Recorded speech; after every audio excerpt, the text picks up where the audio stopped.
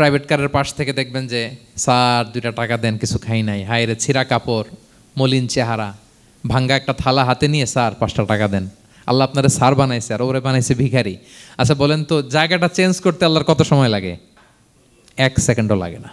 So ও আম্মা সাইলা ফালা তানহার, ফরিয়াদিকে ধমক দিয়ে তাড়িয়ে দিও না, খবরদার। ওকে আল্লাহ ফরিয়াদি বানিয়ে পরীক্ষা করছে, আর তোমাকে আল্লাহ সম্পদশালী বানিয়ে পরীক্ষা করছে। আসসালামু আলাইকুম ওয়া রাহমাতুল্লাহি ওয়া বারাকাতুহু। নাহমাদুহু ওয়া নুসাল্লি আলা রাসূলিহিল কারীম, আম্মা বা'দু, ফাআউযু বিল্লাহি মিনাশ শাইতানির রাজীম। বিসমিল্লাহির রাহমানির রাহিম। ওয়াদ-দুহা ওয়াল-লাইলি ইযা সাজা মা ওয়াদ্দা'আকা রাব্বুকা ওয়া মা ক্বালা ওয়ালাল আখিরাতু খায়রুল লাকা মিনাল উলা। সাদাকাল্লাহুল আযীম। রব্বি ইশরাহ লি সাদরি ওয়া ইয়াসসির লি আমরি ওয়াহলুল উকদাতাম মিন লিসানি ইয়াফকাহু কওলি। আল্লাহ রাব্বুল ইজ্জা ওয়াল জালালের দরবারে শুকরিয়া জ্ঞাপন করছি যে আল্লাহ তাআলা আমাদেরকে পবিত্র মাহে রমাদানে এসে পৌঁছার সুযোগ করে দিয়েছেন এবং আজকের ইফতার পূর্ববর্তী রমাদান অ্যান্ড কোরআন রিফ্লেকশন প্রোগ্রামে উপস্থিত হওয়ার সুযোগ করে দিয়েছেন। আমরা সবাই পড়ছি কালিমাতুশ শুকর, আলহামদুলিল্লাহ। আল্লাহর শুকরিয়া জ্ঞাপনের পাশাপাশি আমি আজকের প্রোগ্রামের অর্গানাইজার বাংলাদেশ মুসলিম কমিউনিটি মালয়েশিয়াকে ধন্যবাদ জানাতে চাই, এরকম চমৎকার একটি রমাদানুল মুবারকে কোরআনিক একটি প্রোগ্রামের আয়োজন করবার জন্য। আমরা দোয়া করছি আল্লাহ তাআলা যেন এই কমিউনিটিকে ইসলামের জন্য কবুল করে এবং আমাদের যে ভাইরা নিরলস পরিশ্রম করে এই প্রোগ্রামগুলো আয়োজন করছে, আল্লাহ তাআলা এই পরিশ্রম, এই ডেডিকেশন, এফোর্ট যেন তাদের নাজাতের ওসিলা বানায়। সম্মানিত শুধু আমরা সবাই জানি এই মাসটির এত বরকতের কারণ হচ্ছে এটি কোরআন নাজিলের মাস। শাহরু রমাদান আল্লাযী উনজিলা ফীহিল কুরআন হুদাল লিন্নাস ওয়া বাইয়িনাতিম মিনাল হুদা ওয়াল ফুরকান। রমাদান এমন মাস যে মাসে আল্লাহ তাআলা কোরআন নাজিল করেছে। তো বেসিক্যালি এই মাসের মূল মর্যাদা কোরআনের কারণে। সাইয়েদনা জিবরিল আলাইহিস সালাম কোরআন নিয়ে এসেছেন, উনি শ্রেষ্ঠ ফেরেশতা হয়েছেন। আল্লাহর হাবিব সাল্লাল্লাহু আলাইহি ওয়াসাল্লামের উপর কোরআন নাজিল হয়েছে, ফলে উনি শ্রেষ্ঠ নবী হয়েছেন। রমাদানে কোরআন নাজিল হয়েছে, ফলে রমাদান শ্রেষ্ঠ মাস হয়েছে। কদরের রাতে কোরআন নাজিল হয়েছে, ফলে কদর শ্রেষ্ঠ রাত হয়েছে। আমরাও যারা কোরআনের সাথে সুসম্পর্ক গড়ে তুলব, কোরআনের সাথে অ্যাটাচমেন্ট বাড়াবো, আমাদেরকেও শ্রেষ্ঠত্বের মর্যাদায় আল্লাহ তাআলা আসীন করবেন ইনশাআল্লাহ বিইذنিল্লাহ। তো আজকের প্রোগ্রামের আমার ফার্স্ট অ্যান্ড ফরমোস্ট রিমাইন্ডার হচ্ছে কোরআন নাজিলের মাসে আমরা যেন বেশি বেশি কোরআনের সাথে নিজেদের সম্পর্ককে নবায়ন করি এবং মজবুত করি। কার কীরকম কোরআনের সাথে সম্পর্ক আপনি নিজেই জানেন। প্রতিদিন কত পৃষ্ঠা কোরআন তেলাওয়াত করেন, কোরআনের অর্থ পড়েন, কোরআনের তাফসির পড়েন কিংবা শোনেন, আপনি নিজেই জানেন। সো নিজে নিজে যেন একটু নিজেকে যেন কাঠগড়ায় দাঁড় করাই এবং নিজেকে যেন জিজ্ঞেস করি যে আমার সাথে কোরআনের সম্পর্ক কতটুকু মজবুত। যদি ঘাটতি থাকে, গ্যাপ থাকে, এটা যেন আমরা মেক আপ করি, ফুলফিল করি এই বরকতময় মাসে। আপনারা খেয়াল করে থাকবেন যে শুরুতেই আমি সূরা ওয়াদ-দুহা ওয়াল-লাইলি ইযা সাজার কয়েকটি আয়াত তেলাওয়াত করেছি। তো আজকে আমরা এই সূরাটির সংক্ষিপ্ত তাফসির পেশ করব ইনশাআল্লাহ বিইذنিল্লাহ। যে মজলিসে কোরআনের তাফসির হয়, আল্লাহর কালামের ব্যাখ্যা উপস্থাপন করা হয়, প্রেজেন্টেশন করা হয়, এর চেয়ে শ্রেষ্ঠ মজলিস কি পৃথিবীতে হতে পারে? আমরা পৃথিবীর সবচাইতে শ্রেষ্ঠতম একটি মজলিসে এখন বসে আছি। প্রিয় ভাই এবং বোনেরা, আমরা সূরা দোহার তাফসির শুনব। এই সূরাটা মুখস্থ আছে না অনেকের? কোরআনের যে সমস্ত সূরা আমাদের অনেকেরই মুখস্থ, তার মধ্যে এটা অন্যতম একটা সূরা। এবং দেখবেন যে ইমাম সাহেবরা প্রায় এই সূরা তেলাওয়াত করে। যে সমস্ত সূরা দিয়ে প্রায় নামাজ পড়া হয়, এর মধ্যে অন্যতম একটা সূরা হচ্ছে সূরাতুদ দোহা। মুআয ইবনে জাবাল রাদিয়াল্লাহু তাআলা আনহুকে আল্লাহ রাসূল সাল্লাল্লাহু আলাইহি ওয়াসাল্লাম একটা এলাকার ইমাম বানিয়ে পাঠিয়েছিলেন। ওই এলাকার মুসল্লিরা ছিলেন, লোকজন ছিলেন শ্রমজীবী, কাজ করে খেত। সারাদিন ওট দিয়ে পানি সেচ করে খেজুর গাছে পানি দিত, খেজুরের চাষাবাদ করত, সারাদিন কষ্ট করে নামাজে যে জয়েন করত। তো উনি মাগরিবের নামাজে সূরা ফাতিহার পরে সূরা বাকারা তেলাওয়াত শুরু করলেন। সূরা বাকারা কোরআনের সবচেয়ে ছোট সূরা না? 286টা আয়াত, মানে সবচেয়ে বড় সূরা। তো মাগরিবের সালাত উনি যখন এত লম্বা তেলাওয়াত ধরলেন, মুসল্লিরা আর ইমাম সাহেবের সাথে থাকতে পারতেছে না। কারণ ওনারা তো, ইমাম সাহেবের হয়তো মন ফুরফুরে, উনি পড়তেছেন মনের আনন্দে দরাজ গলায়, কিন্তু মুসল্লিদের তো অবস্থা খারাপ। সারাদিন ওনারা খেতে খামারে কাজ করে আসছে, নামাজ ছেড়ে দিয়ে অনেকে চলে গেছে। একা একা নামাজ পড়ে যে আল্লাহ রাসূল সাল্লাল্লাহু আলাইহি ওয়াসাল্লামের কাছে যে বিচার দিল যে রাসূলুল্লাহ, দেখেন এমন একজন ইমাম আপনি অ্যাসাইন করেছেন আমাদের এলাকায়, মাগরিবের নামাজে উনি সূরা বাকারা পড়ে, আর আমরা হচ্ছে শ্রমজীবী। রাসূল সাল্লাল্লাহু আলাইহি ওয়াসাল্লাম খুব রেগে গেলেন, মুআয ইবনে জাবালকে ডেকে বললেন, হে মুআয, আফাত্তানুন আন্ত, তুমি কি সমাজে ফিতনা ছড়াচ্ছ? তুমি জানো না এরা কারা? তোমার কি সূরা ওয়াদ-দুহা ওয়াল-লাইলি ইযা সাজা মুখস্থ নাই? তোমার কি ওয়াশ-শামসি ওয়া-দুহাহা এটা মুখস্থ নাই? তোমার কি সাব্বিহ ইসমা রাব্বিকাল আ'লা এই সূরাগুলো তোমার জানা নাই? উনি বললেন জানা আছে। তো এগুলো রেখে দিয়ে মাগরিবের নামাজে কেন সূরা বাকারা ধরলা? তোমার মুসল্লিরা তো শ্রমজীবী মুসল্লি। যখন ইমামের দায়িত্ব হচ্ছে পেছনে কারা আছে এটা খেয়াল করা। অনেক সময় ইমাম সাহেব আল্লাহু আকবার বলে যে নামাজ ধরছে, কি হচ্ছে পেছনে আর খোঁজখবর নাই। আল্লাহর হাবিব সাল্লাল্লাহু আলাইহি ওয়াসাল্লাম কিন্তু এমন ইমাম ছিলেন না, উনি অত্যন্ত বিবেকবোধ সম্পন্ন একজন ইমাম ছিলেন। একবার পেছনে এক বাচ্চার কান্না শুনে উনি নামাজ ছোট করে দিয়েছেন। সবাই বললেন, ইয়া রাসূলুল্লাহ, এত ছোট নামাজ তো কখনো পড়তে দেখি না। তখন রাসূল সাল্লাল্লাহু আলাইহি ওয়াসাল্লাম বললেন, একটা ছোট বাচ্চার কান্নার আওয়াজ আমার কানে এসেছে, আমার মনে হচ্ছে বাচ্চাটাকে সামলাতে নারীদের কাতারে একটা মায়ের খুব কষ্ট হচ্ছে, এজন্য নামাজটা আমি খাটো করে দিয়েছি। দেখেন কি চিন্তা চেতনা, পিছনে কি হচ্ছে সব রাসূল সাল্লাল্লাহু আলাইহি ওয়াসাল্লাম এটা খেয়াল করতেন। তো এই সূরার একটা ফজিলত আপনি জানলেন যে রাসূল সাল্লাল্লাহু আলাইহি ওয়াসাল্লাম সূরা ওয়াদ-দুহা ওয়াল-লাইলি ইযা সাজা এটা তেলাওয়াত করতে বলেছিলেন মুআয ইবনে জাবাল রাদিয়াল্লাহু তাআলা আনহুকে। এটা কোরআনের 93 নম্বর সূরা। কত নম্বর? এটা মাক্কি সূরা, আর নাজিলের ধারাবাহিকতা অনুযায়ী এটা 11তম সূরা। মানে এই সূরার আগে আরও 10টা সূরা নাজিল হয়েছিল, তার মানে মক্কার একেবারে শুরুর দিকে এই সূরাটা নাজিল হয়েছিল। আপনারা জানেন যে এবছর আমার একটা বই এসেছে এক নজরে কোরআন নামে, সেখানে আমি প্রত্যেকটা সূরার সার সংক্ষেপ নিয়ে এসেছি, খুব সংক্ষেপে। কখনো যদি সুযোগ হয় আপনারা দেখবেন যে প্রত্যেকটা সূরা 5 পৃষ্ঠার মধ্যে আমরা নিয়ে আসার চেষ্টা করেছি। সেখানে এগুলো পাবেন, সূরাটা কয় নাম্বার, নাজিলের ধারাবাহিকতা কখন, তারপর কোরআন শরীফের মধ্যে কখন, এটার ফজিলত কি, এটার সেন্ট্রাল থিম কি, মেজর থিম কি, কজ অ্যান্ড ইফেক্ট কি, সব কেস স্টাডি থেকে শুরু করে রিফ্লেকশন সব আমরা সেখানে উল্লেখ করেছি। তো এই সূরাটা শুরুর দিকে, একেবারে শুরুর দিকে নাজিল হয়েছে। তার আগে মাত্র 10টি সূরা নাজিল হয়েছে। তো নাজিল হতে হতে 10টা সূরা যখন নাজিল হলো, এরপর অনেক দিন রাসূল সাল্লাল্লাহু আলাইহি ওয়াসাল্লামের কাছে কোনো সূরা নাজিল হয় না। কয়দিন নাজিল হয় না? কোনো বর্ণনায় 15 দিন, কোনো বর্ণনায় 1 মাস, কোনো বর্ণনায় 2 মাস, কোনো বর্ণনায় 6 মাস, টানা 6 মাসের গ্যাপ ওহী নাজিল হয় না। আল্লাহর হাবিব সাল্লাল্লাহু আলাইহি ওয়াসাল্লাম তিনি ওহী মিস করতে শুরু করলেন, যে ঘটনা কি, কোরআন নাজিল হচ্ছে না কেন, হঠাৎ এত গ্যাপ কেন? ওনার মাথায় কয়েকটা জিনিস ঘুরপাক খেলো। একটা ঘুরপাক খেলো যে আমার কোনো কাজে আল্লাহ আবার অসন্তুষ্ট হলো নাকি, অথবা আমি কোরআনের আয়াত এই বাণীগুলো পৌঁছে দেওয়ার ক্ষেত্রে আমার কোনো গাফলতি হয়ে গেল নাকি, সামহাও কি আল্লাহর সাথে আমার কানেকশান এটা কি লুজ হয়ে যাচ্ছে, আমি কি কোনোভাবে আল্লাহ থেকে দূরে সরে পড়তেছি। রাসূল সাল্লাল্লাহু আলাইহি ওয়াসাল্লাম টেনশনে পড়ে গেলেন, চিন্তায় পড়ে গেলেন, কিরে ওহী আসে না কেন, আসে না কেন, আসে না কেন। এটা ছিল একটা দিক। আরেকটা দিক হচ্ছে আল্লাহর হাবিব সাল্লাল্লাহু আলাইহি ওয়াসাল্লামের কাছে কোরআনের আয়াত যাই নাজিল হতো উনি যে লোকদের কাছে প্রচার করে দিতেন। এখন নাজিল হয়েছে এখনই যে প্রচার শুরু, রাতে নাজিল হয়েছে রাতেই প্রচার শুরু, দিনে নাজিল হয়েছে দিনেই প্রচার শুরু, যখন নাজিল তখন প্রচার। কারণ আল্লাহ তাআলা বলেছেন, ইয়া আইয়ুহার রাসূলু বাল্লিগ মা উনজিলা ইলাইক মির রাব্বিক, আপনার রবের পক্ষ থেকে যা নাজিল হয়েছে প্রচার করেন। তো এই যে মাঝখান দিয়ে কয়েক মাস যার কোনো প্রচার করে না, মুশরিকরা টিটকারি মারতে শুরু করলো, বলে কি মুহাম্মদ, তোমার আল্লাহ তোমার ভুলে গেছে বোধহয়, তোমার আল্লাহ বোধহয় তোমাকে আর পছন্দ করে না। আগে তো প্রতিদিন কিছু না কিছু শোনাতা যে এইটা নাজিল হয়েছে, ওইটা আসছে, এই বিধান ওই বিধান, এখন তো কোনো খোঁজখবর নাই। ঘটনা কি? আল্লাহর হাবিব সাল্লাল্লাহু আলাইহি ওয়াসাল্লামের চাচি উম্মে জামিল, আবুল হাবির স্ত্রী, সে আরও খারাপ কথা বললো। সে বলল, ইন্না শাইতানাকা কদ তারাকাক, তোমার কাছে যে একটা শয়তান আসতো এখন বোধহয় আর আসে না মুহাম্মদ, নাউযুবিল্লাহি মিন যালিক। এটা দিয়ে জিবরিল আলাইহিস সালামকে বুঝিয়েছেন। জিবরিল এসে কি যেন বলে, কই এখন তো কিছু বলো না। তো রাসূল বলবে কি করে, কারণ তিনি তো মন গড়া কিছু বলতেন না। আল্লাহর হাবিব সাল্লাল্লাহু আলাইহি ওয়াসাল্লাম মনে যা ইচ্ছা হয়, মন গড়া কখনো কিছু বলেছেন? আওয়াজ করে বলেন, মন গড়া বলতেন তিনি?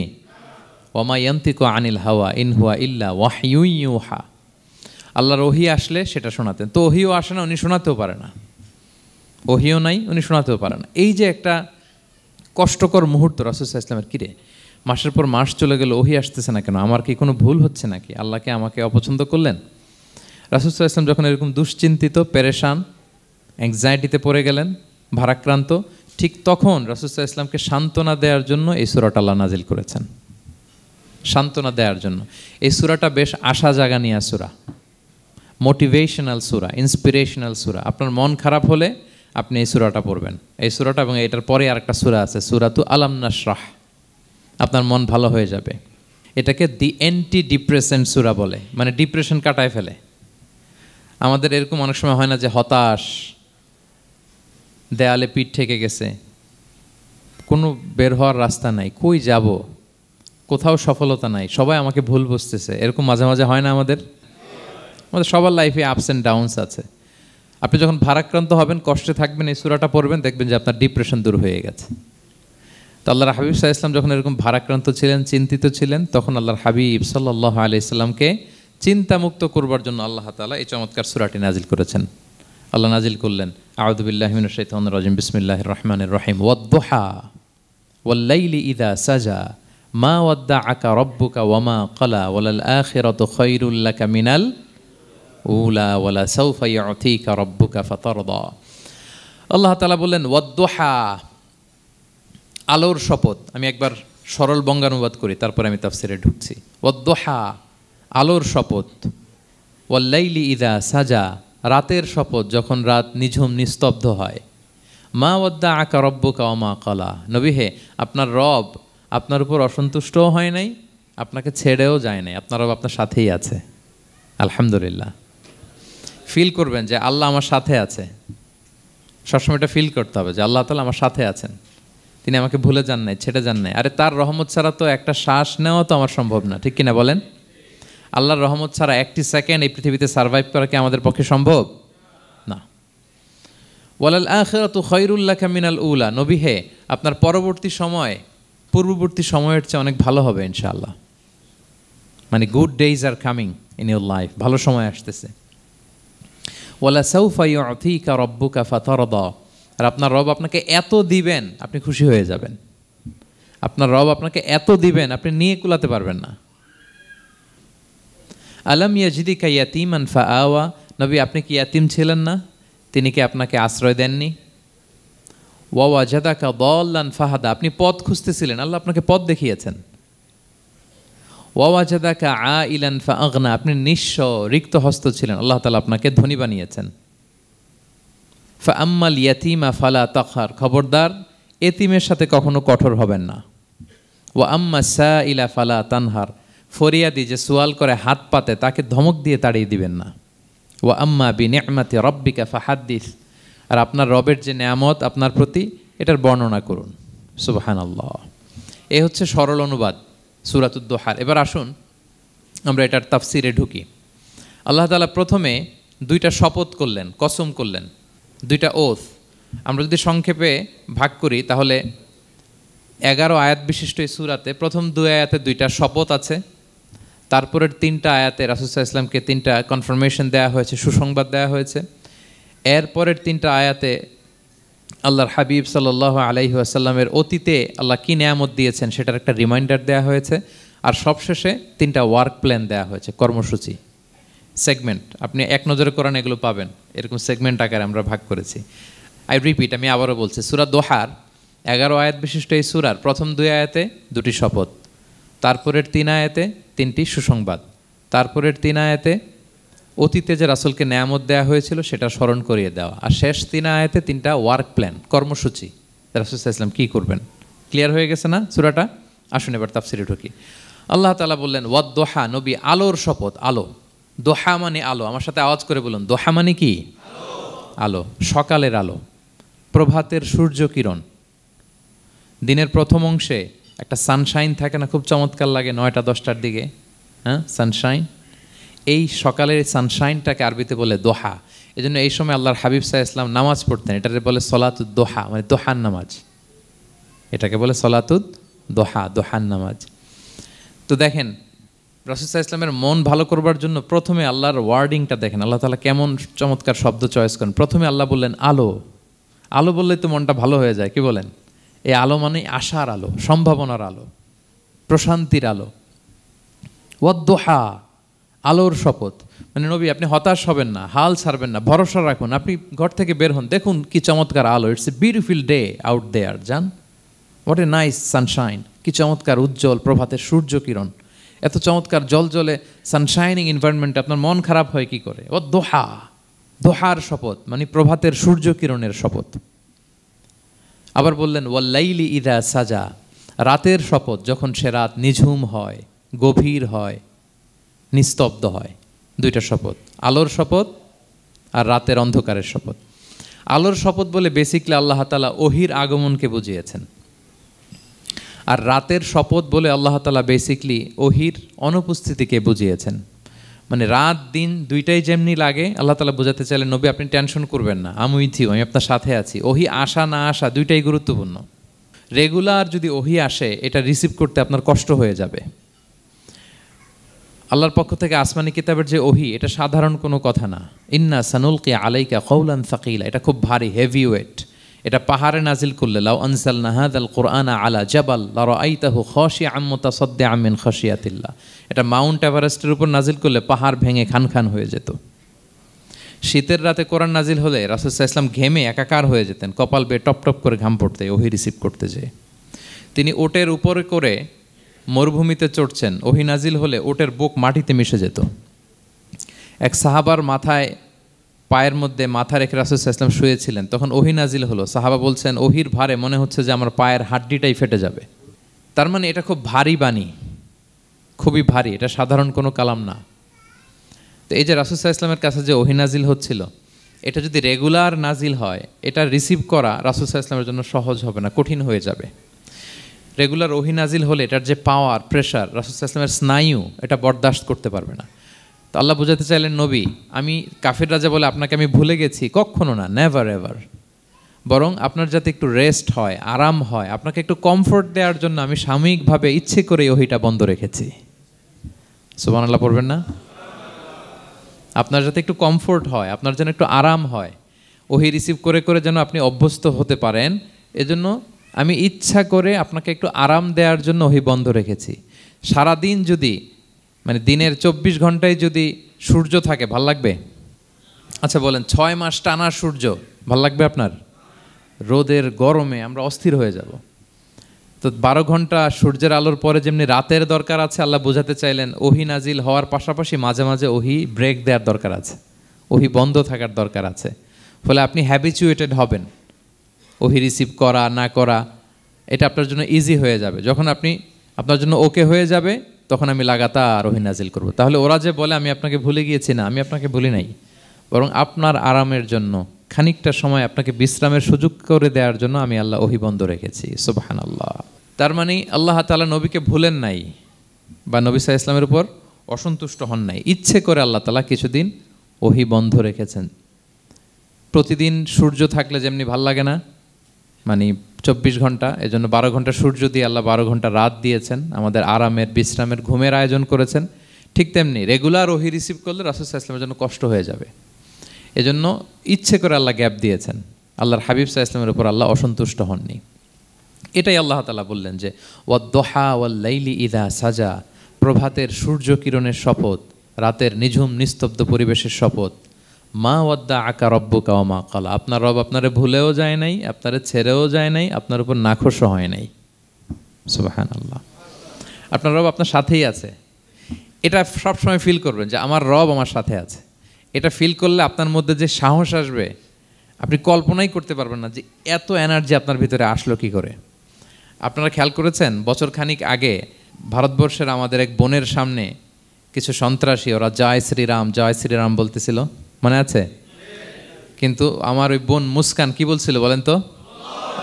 তার এক আল্লাহু আকবারে from north to south, from east to west, the entire globe প্রকম্পিত হয়েছে। আমরা সবাই পড়েছি আল্লাহু আকবার, সবাই আমরা কি পড়েছি? আল্লাহু আকবার। কারণ সে ফিল করেছে যে আল্লাহ আমার সাথে আছে। মনকে তুমি বুঝিয়ে বলো আল্লাহ আছেন আমার সাথে, এটা ফিল করতে হবে। আল্লাহর হাবিব সাল্লাল্লাহু আলাইহি ওয়াসাল্লামকে আল্লাহ তাআলা এইটাই অ্যাসিউরেন্স দিলেন, কনফার্মেশন দিলেন যে মা ওয়াদ্দাআকা রাব্বুকা ওয়া মা ক্বালা, আপনার রব আপনাকে ভুলে যায় নাই, আপনার রব আপনার প্রতি অসন্তুষ্ট হয় নাই। আমি ইচ্ছা করে ওহিটা বন্ধ রেখেছি যাতে আপনার আরাম হয়। সুবহানাল্লাহ। আল্লাহর হাবিব সাল্লাল্লাহু আলাইহি ওয়াসাল্লামের প্রতি আল্লাহ তাআলা কতটা টেক কেয়ার করতেন দেখেন। রেগুলার ওহি নাজিল হলে রাসূল সাল্লাল্লাহু আলাইহি ওয়াসাল্লামের কষ্ট হয়ে যাবে, এজন্য তিনি কিছুদিন ওহি বন্ধ রেখে রাসূল সাল্লাল্লাহু আলাইহি ওয়াসাল্লামকে বিশ্রামের ব্যবস্থা করে দিয়েছেন। তাহলে প্রথম 3টা আয়াত ক্লিয়ার না সবার কাছে? আচ্ছা, প্রথম 2টো আয়াতে 2টা শপথ গেল, এরপরে 3টা সুসংবাদ। সুসংবাদের প্রথমটা হলো আমি ভুলিও নাই ছাড়িও নাই, আপনার সাথে আছে। এরপর আল্লাহ বললেন ওয়ালাল আখিরাতু খায়রুল লাকা মিনাল উলা, নবী হে আপনার পরবর্তী সময় পূর্ববর্তী সময়ের চেয়ে ভালো হবে, নিশ্চয়ই আপনার পরবর্তী সময় পূর্ববর্তী সময়ের চেয়ে ভালো হবে। তার মানে গুড ডেইজ আর কামিং, ভালো সময় আপনার জীবনে আসছে, আপনি হতাশ হবেন না, নিরাশ হবেন না। এরপর আল্লাহ তাআলা বললেন ওয়ালা সাউফা ইউতিকা রাব্বুকা ফাতারদা, নবী হ্যাঁ আপনার রব আপনাকে এত দিবে আপনি খুশি হয়ে যাবেন, আপনার রব আপনাকে এত নেয়ামত দান করবে আপনি আপনার রবের প্রতি সন্তুষ্ট হয়ে যাবেন। সুবহানাল্লাহি বিহামদি। এবং তাই হয়েছে। যারা আপনারা সিরাত পড়েছেন, যারা আল্লাহর হাবিব সাল্লাল্লাহু আলাইহি ওয়াসাল্লামের জীবনী নিয়ে ধারণা রাখেন, তারা দেখবেন যে আল্লাহর রাসূল সাল্লাল্লাহু আলাইহি ওয়াসাল্লাম যেখানেই মনে কষ্ট পেয়েছেন, বিষণ্ণ, চিন্তিত, তখনই আল্লাহ তাআলা রাসূল সাল্লাল্লাহু আলাইহি ওয়াসাল্লামের চিন্তা দূর করে রাসূল সাল্লাল্লাহু আলাইহি ওয়াসাল্লামকে সন্তুষ্ট করেছেন। যখনই রাসূল সাল্লাল্লাহু আলাইহি ওয়াসাল্লামের মনে কষ্ট, তিনি চিন্তিত, তখনই আল্লাহ তাআলা ওনাকে হ্যাপি করেছেন। কাইন্ড অফ রাসূলকে হ্যাপি করাই আল্লাহর কাজ, আল্লাহর হাবিব সাল্লাল্লাহু আলাইহি ওয়াসাল্লামকে হ্যাপি করাই আল্লাহ তাআলার কাজ। দেখেন কীভাবে আল্লাহ তাআলা আল্লাহর হাবিব সাল্লাল্লাহু আলাইহি ওয়াসাল্লামকে হ্যাপি করেছেন, একটু খেয়াল করে দেখেন। মক্কাতে যখন খুব জটিল অবস্থা, দাওয়াতি কাজ চালিয়ে নেওয়াটা রাসূল সাল্লাল্লাহু আলাইহি ওয়াসাল্লামের জন্য কষ্ট হয়ে যাচ্ছে, নমুসলিম সাহাবাদের উপর অত্যাচার, তখন আল্লাহর হাবিব সাল্লাল্লাহু আলাইহি ওয়াসাল্লাম দেখলেন যে এই মক্কার দুজনের একজনকে আমার চাই, তাদের একজন যদি ইসলামের ছায়াতলে আসে তাহলে ইসলামের পাল্লাটা ভারী হয়। কারা? একজন হচ্ছে ওমরে ফারুক আর একজন আবু জাহাল। দুজনের একজন তখন ইসলাম ধর্ম গ্রহণ করে নাই। তো রাসূল সাল্লাল্লাহু আলাইহি ওয়াসাল্লাম কেঁদে কেঁদে আল্লাহর কাছে ফরিয়াদ জানালেন, আল্লাহুম্মা আইজ্জাল ইসলামা বি আহাব্বি হাযাইন আর রাজুলাইনি ইনদাক। আল্লাহ, আমি কাউকে স্পেসিফিক তোমার কাছে চাই না, শুধু এটাই বলি, দুজন লোকের নাম বলবো, এই দুজন লোকের মধ্যে থেকে যাকে তোমার পছন্দ হয় তাকে তুমি ইসলামের ছায়াতলে এনে ইসলামকে শক্তিশালী করো। এক হচ্ছে আবু জাহাল, আরেক হচ্ছে ওমরে ফারুক। এই দোয়াটা তিনি করতে লাগলেন, আর খুব চিন্তিত, দুজনের কেউই মুসলমান হয় না। একদিন হঠাৎ সাহাবারা বললেন, ইয়া রাসূলুল্লাহ, আল্লাহর হাবিব সাল্লাল্লাহু আলাইহি ওয়াসাল্লাম তখন দারুল আরকামের ভেতরে বসা। সাহাবারা বললেন, ইয়া রাসূলুল্লাহ, আপনি এখান থেকে সরে যান, কারণ ওমরে ফারুক নাঙ্গা তলোয়ার নিয়ে আসতেছে আপনাকে হত্যা করবার জন্য। তো আল্লাহ রাসূল সাল্লাল্লাহু আলাইহি ওয়াসাল্লাম বললেন যে তোমরা সরে যাও, আমার মনে হচ্ছে ওই যে চোখের পানি ছেড়ে আমি দোয়া করেছি, ওই দোয়া আজকে কবুল হতে শুরু করেছে, তোমরা সরো। ঠিকই ওমরে ফারুক রাদিয়াল্লাহু তাআলা আনহু আসলেন, এসে তিনি তলোয়ার রেখে দিয়ে বললেন, আশহাদু আল্লা ইলাহা ইল্লাল্লাহ ওয়া আশহাদু আন্না মুহাম্মাদান আবদুহু ওয়া রাসূলুহু, আমি সাক্ষ্য দিচ্ছি আল্লাহ ছাড়া কোনো ইলাহ নেই এবং আপনি আল্লাহর প্রেরিত বান্দা এবং রাসূল। এই দৃশ্য দেখে রাসূল সাল্লাল্লাহু আলাইহি ওয়াসাল্লাম খুশি হয়ে গেলেন। ওয়ালা সাউফা ইউতিকা রাব্বুকা ফাতারদা, আল্লাহ বলেছিলেন যে নবী হে, আপনাকে এত দিব, আপনার রব আপনাকে এত নেয়ামত দিবে, আপনি শুধু খুশিই হবেন, সন্তুষ্ট হবেন আমার প্রতি। এদের রাসূল সাল্লাল্লাহু আলাইহি ওয়াসাল্লামের দোয়া কবুল করে আল্লাহ তাআলা ওমরে ফারুককে ইসলামের ছায়াতলে এনে ইসলামকে শক্তিশালী করলেন। ফাতারদা, রাসূল সাল্লাল্লাহু আলাইহি ওয়াসাল্লাম খুশি হয়ে গেলেন। এভাবে প্রতিটা ক্ষেত্রে। মক্কাতে যখন খুব কঠিন অবস্থা, রাসূল সাল্লাল্লাহু আলাইহি ওয়াসাল্লাম তায়েফে চলে গেলেন দাওয়াত দেওয়ার জন্য। নেইবারিং সিটি, আপনারা যে হজ উমরা করেছেন জানেন, মক্কার পাশের সিটি তায়েফ। দাওয়াত দিলেন, দাওয়াত প্রত্যাখ্যান করলো তারা। শুধু তাই না, ফিজিক্যালি হ্যারেস করা হলো আল্লাহর হাবিব সাল্লাল্লাহু আলাইহি সাল্লামকে। রাসূল সাল্লাল্লাহু আলাইহি ওয়াসাল্লামের জামা ধরে, গা ধরে টানা হেঁচড়া করা হলো, পাথর মারা হলো, তিনি রক্তাক্ত হলেন। হামালাতুল জিবাল, পাহাড়রক্ষী ফেরেশতারা বলল, ইয়া রাসূলুল্লাহ, আপনি যদি আদেশ দেন তায়েফের দুই দিকের পাহাড় দিয়ে এমন চাপা দিব, পুরো তায়েফের জনপদ একেবারে ভ্যানিশ হয়ে যাবে। আল্লাহর হাবিব সাল্লাল্লাহু আলাইহি ওয়াসাল্লাম বললেন, না, আমি আশা করি তাদের পরবর্তী নেক্সট জেনারেশনের কেউ না কেউ পড়বে লা ইলাহা ইল্লাল্লাহ মুহাম্মাদুর রাসূলুল্লাহ। তাই হয়েছে। এখন তায়েফে যান, শুধু মসজিদ আর মসজিদ, মসজিদ আর মসজিদ। কী চমৎকার পরিবেশ! তায়েফে গেলে মনেই হবে না আরব দেশ। বৃষ্টি হয় প্রতিদিন, অনেক চাষাবাদ হয়, চমৎকার এলাকা, রাসূল সাল্লাল্লাহু আলাইহি ওয়াসাল্লামের দোয়ার বরকত। তো তায়েফবাসী দাওয়াত প্রত্যাখ্যান করলো। রাসূল সাল্লাল্লাহু আলাইহি ওয়াসাল্লাম গায়ের রক্ত পরিষ্কার করে নাখলা নামক খেজুরের বাগানে যায়েদ রাদিয়াল্লাহু তাআলা আনহুকে ফজরের নামাজ পড়তেছিলেন। আল্লাহর হাবিব সাল্লাল্লাহু আলাইহি ওয়াসাল্লাম যখন ফজরের সালাতে তেলাওয়াত করতে লাগলেন, একদল জিন পাশ দিয়ে যাচ্ছিল, তারা তাদের এলাকায় যেয়ে বলল, ইন্না সামি'না কুরআনান আজাবা ইয়াহদি ইলা রুশদি ফাআমান্না বিহি। জিনেরা আগে আকাশের উপরে ওঠে, ফেরেশতারা কি বলে চুরি করে শুনে আসতো। হঠাৎ জিনেরা আর উপরে যেতে পারে না, উপরে যেতে চাইলেই ফাআতবাআহু শিহাবুন সাকিব, আগুনের পাথর মারা হয়। ঘটনা কি? সব জিনেরা বৈঠক বসালো। ঘটনা কি? আগে কত তথ্য আগেই জেনে যেতাম, জেনে গণকদেরকে বলতাম, গণকরা আমাদেরকে ধন্যবাদ জানাইতো। তো এখন তো আসমানের সিকিউরিটি এত বেড়ে গেল কেন? কারণ কি? ওই যে শেষ নবী আসার কথা যে মনে হয় চলে আসছে, দেখো তো কোথায় আসছে উনি। খুঁজতে খুঁজতে খুঁজতে একদল ওই দিন ফজরের সময় আল্লাহর হাবিব সাল্লাল্লাহু আলাইহি ওয়াসাল্লাম রক্তাক্ত হয়ে ফজরের সালাত যখন পড়তেছেন, ওই কোরআন তেলাওয়াত শুনে তারা এলাকায় যেয়ে বলল যে ইন্না সামি'না কুরআনান আজাবা, এক আজীব কোরআন শুনে আসছি, ইয়াহদি ইলা রুশদি, এই কোরআন মানুষকে হেদায়েতের পথে নিয়ে যায়। ফা আমান্না বি, আমরা ঈমান এনে ফেললাম। সুবহানাল্লাহ পড়েন। তো রাসূল সাল্লাল্লাহু আলাইহি ওয়াসাল্লাম তো এটা জানেন না। আল্লাহ তাআলা জিবরাইল মারফত জানালেন যে হে নবী, আপনি এসেছিলেন ম্যানকাইন্ডকে দাওয়াত দিতে তায়েফের, তারা দাওয়াত গ্রহণ করে নাই, ম্যানকাইন্ড রিজেক্ট করেছে। কিন্তু আরেকটা জাতি আছে যাদেরকে আপনি দেখেন না, তাদেরকে বলে জিন কাইন্ড, মানে জিন জাতি। পুরো জিন জাতি কালিমা পড়ে মুসলমান হয়ে গিয়েছে নবী। বলে সাউফা ইউতিকা রাব্বুকা ফাতারদা, নবী আপনার রব আপনাকে এত নেয়ামত দিবেন আপনি খুশি হয়ে যাবেন। নবী সাল্লাল্লাহু আলাইহি ওয়াসাল্লাম ওইখানে আবার খুশি হয়ে গেলেন, রক্তাক্ত, ইনজুর্ড।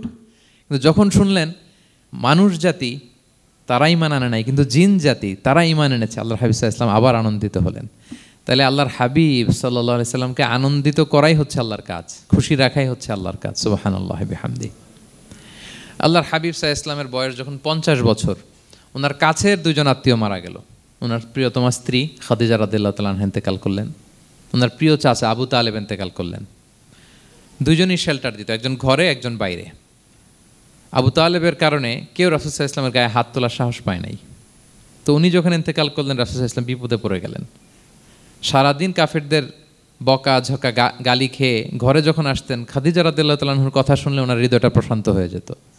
তো বাইরের চাচাও নাই, ভেতরের স্ত্রীও নাই, দুজনই মারা গেলেন ওই বছর। ওই বছরকে বলা হয় আমুল হুজন, মানে দুশ্চিন্তার বছর। এত ভারাক্রান্ত আল্লাহর হাবিব সাল্লাল্লাহু আলাইহি সাল্লাম হলেন, চিন্তিত হলেন, মনটা ভেঙে খান খান। আল্লাহ তাআলা কিন্তু ঠিকই বুঝেন যে তার হাবিবকে কখন হ্যাপি করতে হবে। আল্লাহ তাআলা তখন সাইয়েদনা জিবরাইল আলাইহিস সালামকে পাঠালেন যে যাও, আমার বন্ধুকে আর পৃথিবীতে থাকার দরকার নাই, আমার বন্ধুকে ঊর্ধ্ব জগতের নৈশ ভ্রমণের ইনভাইটেশন দিয়ে আসো, মানে মেরাজের ইনভাইটেশন দিয়ে আসো। পড়েন সুবহানাল্লাহ। সুবহানাল্লাযী আসরা বিআবদিহি লাইলাম মিনাল মসজিদিল হারামি ইলাল মসজিদিল আকসা, মসজিদে হারাম থেকে মসজিদুল আকসায়, তারপরে উপরে সুম্মা দানা ফাতাদাল্লা ফাকানা কাবা কাউসাইনি আও আদনা। আল্লাহর আরশে চড়ে গেলেন, জান্নাত জাহান্নাম দেখিয়ে, নতুন কিছু গিফট দিয়ে, তার পেয়ারা হাবিবের মন ভালো করে এরপরে আবার দুনিয়ায় পাঠালেন। ওয়ালা সাউফা ইউতিকা রাব্বুকা ফাতারদা, নবী হে আপনাকে এত নেয়ামত দিব, আপনি শুধু খুশিই হবেন আর সন্তুষ্ট হবেন। সুবহানাল্লাহ। এবার বুঝতে পারতেছেন কিভাবে আল্লাহর হাবিবকে আল্লাহ তাআলা খুশি করেছেন। মক্কায় আর থাকতে পারতেছেন না, এমন অবস্থা যে কোনো সময় আল্লাহর হাবিব সাল্লাল্লাহু আলাইহি ওয়াসাল্লামকে হত্যা করা হবে। আল্লাহ তাআলা আল্লাহর হাবিবের জন্য নতুন জায়গার ব্যবস্থা করে দিলেন, তওবা কিংবা তাইবা, যেটাকে আমরা মদিনা বলি। তিনি মদিনায় গেলেন, আবার রাসূল সাল্লাল্লাহু আলাইহি ওয়াসাল্লামের হৃদয় প্রশান্ত হলো। কিন্তু মদিনায় যে তিনি কাবাকে মিস করতে আরম্ভ করলেন। আল্লাহর হাবিব সাল্লাল্লাহু আলাইহি ওয়াসাল্লাম নবী হওয়ার পরে টানা 14 বছর কিবলা ছিল কিন্তু বাইতুল মাকদিস। কিন্তু মক্কায় যখন তিনি ইবাদত করতেন, তিনি বাইতুল মাকদিসের দিকেই হয়েই নামাজ পড়তেন, কিন্তু সামনে কাবাটারে রাখতেন। কথা বুঝতে পেরেছেন? মক্কায় যখন তিনি নামাজ পড়তেন 13 বছর, কিবলা যেহেতু বাইতুল মাকদিসের দিকেই হয়ে নামাজ পড়তেন, কিন্তু মাঝখানে রাখতেন কোনটারে? কাবাকে। তাহলে কেমন যেন কাবাই তার সামনে। আচ্ছা, কিন্তু মদিনায় যখন গেলেন, এখন তো আর সুযোগ নাই, কাবা একদিকে, বাইতুল মাকদিস আরেক দিকে, এখন কাবাকে আর সামনে রাখা যাচ্ছে না। মিস করতে লাগলেন কাবাকে। আর প্রত্যেক নামাজের পরে আকাশের দিকে তাকায় থাকেন, ইস আল্লাহ যদি আয়াত নাজিল করে আমার জন্মস্থান যে মক্কা, আমার পূর্বপুরুষ ইব্রাহিম আলাইহিস সালামের যে ওই কাবার দিকে যদি কিবলাটা ঘুরাই দিত, কতই না ভালো হতো। আল্লাহ বলেন যে আপনি যে কদ নারা তাকাল্লুবা ওয়াজহিকা ফিস সামা, নবী আপনি যে আকাশের উপর চেহারা উঠিয়ে মনে মনে কি চান আমি তো বুঝি। আল্লাহর হাবিব সাল্লাল্লাহু আলাইহি ওয়াসাল্লামকে খুশি করার জন্য আল্লাহ আয়াত নাজিল করলেন, ফাওয়াল্লি ওয়াজহাকা শাতরাল মসজিদিল হারাম। নবী হ্যাঁ, আপনাকে খুশি করার জন্য নতুন বিধান নাজিল করলাম। এখন থেকে, ফ্রম রাইট নাও, আপনি যখনই নামাজ পড়বেন এখন থেকে কাবামুখী হয়ে আপনি সালাত আদায় করবেন। তাহউইলুল কিবলা, কিবলা পরিবর্তন হয়ে গেল। সুবহানাল্লাহি ওয়া বিহামদি। আপনারা মসজিদে নববীর পাশে মদিনাতে একটা মসজিদ দেখবেন, এটাকে বলে মসজিদ যুল কিবলাতাইন। এমন মসজিদ যে মসজিদে এক নামাজে 2 কিবলা শেয়ার করা হয়েছিল। মানে এই আয়াত যখন নাজিল হলো, আল্লাহর হাবিব সাল্লাল্লাহু আলাইহি ওয়াসাল্লামের সাথে একজন নামাজ পড়ে যে ওই মসজিদে যে দেখে কিছু লোক নামাজ পড়তেছে ওই বাইতুল মাকদিসের দিকে হয়ে, কারণ তখন পর্যন্ত ওইটাই কিবলা। তিনি নামাজরত অবস্থায় এদেরকে বললেন যে তোমরা তো জানো না এই মাত্র আয়াত নাজিল হয়েছে, কিবলা কিন্তু আর ওই দিক নাই, ডাইরেকশন চেঞ্জ, এদিকে হয়ে যাও। তো ইমাম সহ মুসল্লি সব ঘুরে নামাজের মধ্যে ওইদিকে হয়ে গেছে। তাহলে একই নামাজে 2টা কিবলা শেয়ার করা হয়েছে, ফলে তখন থেকে মসজিদের নাম হয়ে গেছে মসজিদ যুল কিবলাতাইন, 2 কিবলাওয়ালা মসজিদ। তাহলে দেখেন আল্লাহর হাবিব সাল্লাল্লাহু আলাইহি ওয়াসাল্লামকে খুশি করার জন্য আল্লাহ তাআলা কিবলা চেঞ্জ করে দিছে। সুবহানাল্লাহ বলতে পারলেন না? এভাবে যখনই আল্লাহর হাবিব সাল্লাল্লাহু আলাইহি ওয়াসাল্লাম বিষণ্ণ, চিন্তিত, মন খারাপ, ওনার মন ভালো করার দায়িত্ব নিয়েছে কে?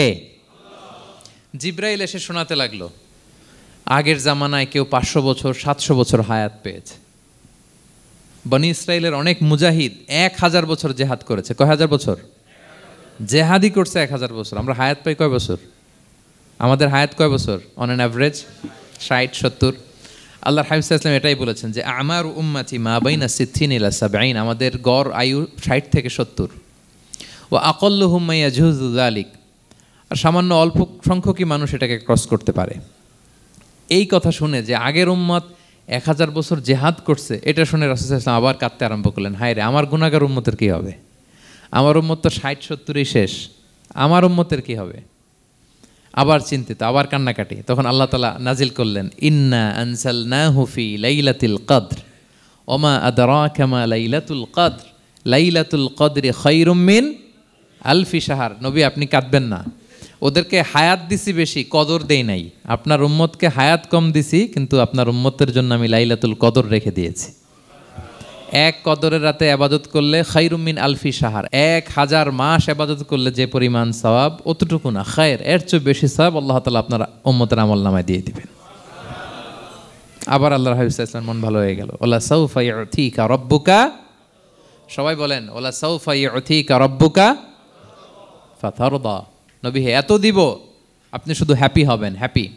এরপরে বদরের যুদ্ধে বিজয় দান করলেন, মক্কা বিজয় দান করলেন, তাবুক যুদ্ধে বিজয় দান করলেন। সব শেষে জান্নাতে ওনার জন্য স্পেশাল একটা জায়গা থাকবে, ওই জায়গায় কেউ বসতে পারবে না। জায়গাটার নাম মাকামে মাহমুদ। ওমিনাল লাইলি ফাতাহাজ্জাদ বিহি নাফিলাতাল লাকা আসা আন ইয়াবআসাকা রাব্বুকা মাকামাম মাহমুদা। ওই মাকামে মাহমুদের সিংহাসনে আল্লাহর হাবিব সাল্লাল্লাহু আলাইহি ওয়াসাল্লাম বসবেন, ওনার জন্য স্পেশাল, খাস, কেউ এখানে বসতে পারবে না। তার মানে হ্যাপি শুধু দুনিয়াতেই করবে না আল্লাহ তাআলা, আল্লাহর হাবিবকে আখিরাতেও করবে। আল্লাহর হাবিব সাল্লাল্লাহু আলাইহি ওয়াসাল্লামকে কাউসার দেয়া হবে, ইন্না আতাইনা কাল কাউসার।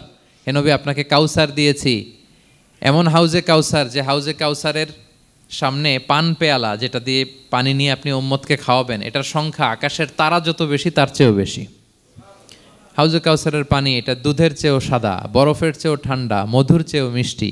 এক ঢোক যে খাবে চিরকালের জন্য তার গলা থেকে তৃষ্ণা মিটে যাবে। He will never ever be thirsty again. একবার খাইছে তো শেষ। পেতে চান সেটা আল্লাহর হাবিবের কাছ থেকে? আমরা পেতে চাই কি চাই না বলেন? ইন্না আতাইনা কাল কাউসার। নবী আপনাকে আমি কাউসার দিয়েছি। সব শেষে আল্লাহর হাবিব সাল্লাল্লাহু আলাইহি ওয়াসাল্লাম সুপারিশ করার অনুমতি পাবেন, যেদিন কেউ সুপারিশ করতে পারবে না। সবাই বলবে নফসি নফসি নফসি নফসি, থার থার করে কাঁপবে। এক একজন নবী, ইব্রাহিম আলাইহিস সালাম, ঈসা আলাইহিস সালাম, মূসা আলাইহিস সালাম, থার থার করে কাঁপবে। আর আল্লাহর হাবিব সাল্লাল্লাহু আলাইহি ওয়াসাল্লাম ওই মাকামে মাহমুদে সিংহাসন ফেলে দিয়ে সেজদায় শুধু কাঁদতে থাকবে, আর সেজদার মধ্যে বলবে উম্মতি উম্মতি উম্মতি উম্মতি। হে আল্লাহ আপনি আমার গুনাহগার উম্মতকে বাঁচান, আল্লাহ আপনি আমার গুনাহগার উম্মতকে বাঁচান, আল্লাহ আপনি আমার গুনাহগার উম্মতকে বাঁচান। আল্লাহ তাআলা এটা সহ্য করতে না পেরে জিবরাইল আলাইহিস সালামকে বলবেন যে ওয়াসআলহু মা ইউবকিক, জিবরাইল যাও জিজ্ঞেস করো তো আমার বন্ধু এত কাঁদে কেন, কি চায় জিজ্ঞেস করো। তো আল্লাহর হাবিব সাল্লাল্লাহু আলাইহি ওয়াসাল্লাম বলবেন আল্লাহুম্মা উম্মতি উম্মতি, আল্লাহ আমার উম্মতকে বাঁচান, আমার গুনাহগার উম্মতকে বাঁচান। আল্লাহ তাআলা এবার জিবরাইল মারফত বলবেন যে ইযহাব ইলা মুহাম্মদ সাল্লাল্লাহু আলাইহি ওয়াসাল্লাম, যাও মুহাম্মদের কাছে যাও, ওয়াকুল্লাহু, তাকে বলো দুনিয়াতে যেমনি কখনো কষ্ট পেতে দেই নাই, বারবার তাকে হ্যাপি করেছি, খুশি করেছি। ওয়া ইন্না সানুরদিকা ফি উম্মাতিকা ওয়ালা নাসুউক, আজকের এই কঠিন দিনেও আমার হাবিবকে আমি কষ্ট দিব না, তার উম্মতের ব্যাপারেও তাকে আমি খুশি করে দেব। তার গুনাহগার উম্মতের ব্যাপারেও আজকে মুহাম্মদ সাল্লাল্লাহু আলাইহি ওয়াসাল্লামকে আমি খুশি করে দেব। আল্লাহর হাবিব সাল্লাল্লাহু আলাইহি ওয়াসাল্লাম তখন সুপারিশ শুরু করবেন। আল্লাহু আকবার, আল্লাহু আকবার। ওয়ালা সাউফা ইউতিকা রাব্বুকা ফাতারদা। নবী হে আপনাকে এত নেয়ামত দিব আপনি নিয়ে কুলাতে পারবেন না। সব শেষে এই গুনাহগার উম্মতকে সুপারিশ করে জাহান্নাম থেকে নাম কাটিয়ে সবাইকে নিয়ে তিনি একটা ফ্ল্যাগ হাতে নিয়ে তিনি জান্নাতের দিকে ছুটবেন। ওই ফ্ল্যাগের মধ্যে লেখা থাকবে আলহামদু। কি লেখা থাকবে? মানে প্রশংসা, প্রশংসার পতাকা। নিজেও তো প্রশংসিত। মুহাম্মদ মানে কি জানেন? মুহাম্মদ মানে কি? প্রশংসিত। এই কারণে মুহাম্মদ সাল্লাল্লাহু আলাইহি ওয়াসাল্লামকে মক্কার লোকেরা গালি দিয়েও শান্তি পেত না। মানে যদি বলি এই প্রশংসিত লোকটা খারাপ, কথাটা হইল? প্রথমে আগে বলা লাগে কি? প্রশংসিত। মুহাম্মদ মানে কি? তো এই জন্য মক্কার লোকেরা রাসূল সাল্লাল্লাহু আলাইহি ওয়াসাল্লামকে মুহাম্মদ না বলে ডাকতো মুদাম্মাম, মানে নিন্দিত। তো মুদাম্মাম তো রাসূলের নাম না, রাসূল সাল্লাল্লাহু আলাইহি ওয়াসাল্লামের নাম কি? মুহাম্মদ, প্রশংসিত। এই জন্য গালি দিয়েও তারা মজা করতে পারতো না, সুবিধা করতে পারতো না। গালি দিলেও আগে প্রশংসা করে নেওয়া লাগতো। প্রথমে বলতো মুহাম্মদ পাগল, এরকম বলতো নাউযুবিল্লাহ, তার মানে প্রশংসিত লোকটা পাগল হইলো, এটা গালি হয়েছে? ঘুরে ফিরে তো প্রশংসাই হয়ে গেল। তো আল্লাহর হাবিব সাল্লাল্লাহু আলাইহি ওয়াসাল্লাম লিওয়াউল হামদ, প্রশংসার ফ্ল্যাগ নিয়ে বিশাল উম্মতকে নিয়ে জান্নাতে অভিমুখে যাবেন এবং জান্নাতের দরজায় হি উইল বি দা প্রথম নক করবেন উনি। তখন জান্নাতের রক্ষী ফেরেশতা বলবে মান আনতা, কে? আল্লাহর হাবিব সাল্লাল্লাহু আলাইহি ওয়াসাল্লাম বলবেন আনা মুহাম্মদ, আমি মুহাম্মদ। তো ফেরেশতা বলবে আমরা দাঁড়ায় আছি এজন্য আল্লাহ বলে দিয়েছেন মুহাম্মাদের আগে কাউকে যেন এন্ট্রি দেয়া না হয়, আপনার আগে যেন কারো জন্য জান্নাতের দরজা না খুলি, স্পেশাল উপর থেকে অর্ডার আছে। আপনি যেহেতু নক করেছেন, ওয়েলকাম, আসেন। পুরো উম্মাহ নিয়ে আল্লাহর হাবিব সাল্লাল্লাহু আলাইহি ওয়াসাল্লাম জান্নাতে ঢুকবেন। ওয়ালা সাউফা ইউতিকা রাব্বুকা ফাতারদা, নবী হে আপনাকে অচিরেই এত নেয়ামত দিব আপনি সন্তুষ্ট হয়ে যাবেন। প্রথম দুইটা শপথ গেল, এরপর তিনটা সুসংবাদ গেল। এরপর আল্লাহ তাআলা অতীতে যে নবীর পাশে ছিলেন, অতীতে যে বিভিন্ন নেয়ামত দিয়ে আল্লাহর হাবিব সাল্লাল্লাহু আলাইহি ওয়াসাল্লামকে আল্লাহ তাআলা ধন্য করেছেন, এগুলো রিমাইন্ডার দিচ্ছেন যে নবী আপনি কেন চিন্তিত হন, আমি আগেও ছিলাম আপনার সাথে, এখনও আছি, ভবিষ্যতেও থাকব। তিনি বললেন আলাম ইয়াজিদকা ইয়াতীমান ফাআওয়া, তিনি কি আপনাকে ইয়াতীম অবস্থায় পাননি, তিনি কি আপনাকে আশ্রয় দেননি? আপনারা জানেন আল্লাহর হাবিব সাল্লাল্লাহু আলাইহি ওয়াসাল্লাম যখন মায়ের পেটে, তখনই তার পিতা দুনিয়া থেকে ইন্তেকাল করেছেন। মায়ের পেটে তার বয়স হচ্ছে 6 মাস, দুনিয়াতে আসেননি আল্লাহর হাবিব সাল্লাল্লাহু আলাইহি ওয়াসাল্লাম রাহমাতাল লিল আলামিন। মায়ের পেটে থাকা অবস্থায় বাবা হারিয়েছেন, দুনিয়াতে আসলেন 6 বছর বয়সে, তিনি মাকে হারিয়েছেন। কয় বছর বয়সে? 6 বছর। তারপর মায়ের ইন্তেকালের পরে দাদার কাছে, আব্দুল মুত্তালিবের কাছে লালিত পালিত হতে লাগলেন। 8 বছর বয়সে দাদাও ইন্তেকাল করলেন। বাবা চলে গেলেন জন্মের আগে, মা চলে গেলেন 6 বছর মানে শিশু থাকতে। 8 বছর বয়সে তো শিশু, দাদাও চলে গেলেন। 8 বছর বয়স থেকে আল্লাহর হাবিব সাল্লাল্লাহু আলাইহি ওয়াসাল্লাম চাচার কাছে এতিম অবস্থায় লালিত পালিত হতে লাগলেন। এবং আবু তালেব এত ভালোবাসতো, ইমান আনে নাই, শেষ পর্যন্ত ইমান আনেনি, শিরকের উপরে ইন্তেকাল করেছে, কিন্তু আল্লাহর হাবিব সাল্লাল্লাহু আলাইহি ওয়াসাল্লামকে এত ভালোবেসেছেন, বাবার যে কি মানে পিতৃ স্নেহের যে কি মায়া, এটা বুঝতে দেন নাই কখনো, এটার অভাব কখনো তিনি টের পান নাই। ওনার যে বাবা নাই, আবু তালেবের কারণে এতটা ভালোবেসেছেন। তার মানে কখনোই রাসূল সাল্লাল্লাহু আলাইহি ওয়াসাল্লামকে লালন পালন, রক্ষণাবেক্ষণ, টেক কেয়ারের কোনো গ্যাপ আল্লাহ তাআলা রাখেননি। হালিমাতু সাদিয়ার কাছে, পরে মায়ের কাছে, উম্মে আইমানের কাছে, দাদা আব্দুল মুত্তালিবের কাছে, পরে চাচার কাছে, একটার পর একটা, স্লট বাই স্লট রেডি।